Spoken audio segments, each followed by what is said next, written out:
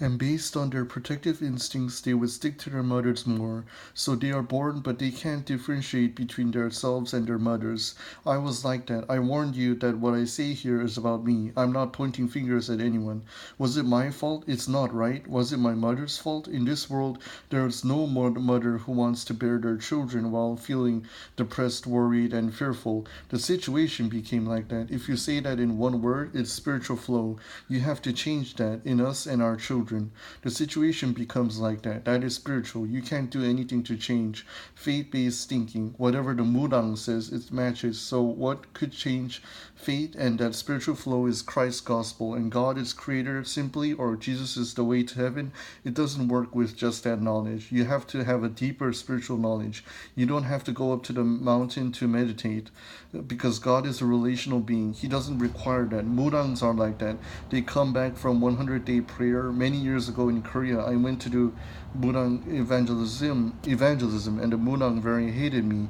I just did 100-day prayer, but because of you guys, I have to go back up again. I think that breaks. Maybe that they have that flow, filled with grace. They don't say grace there. Filled with something, definitely not the Spirit.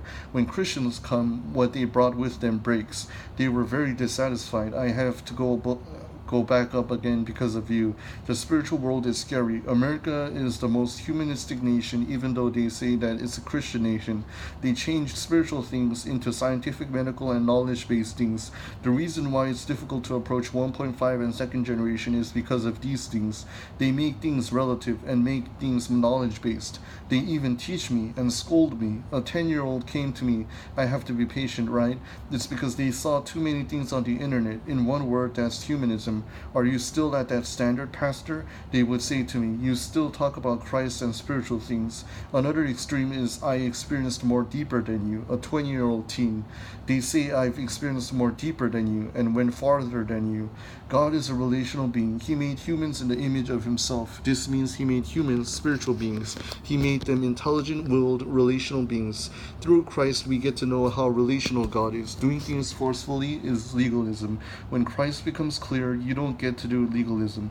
Legalism is one's own righteousness because you did it with your own power.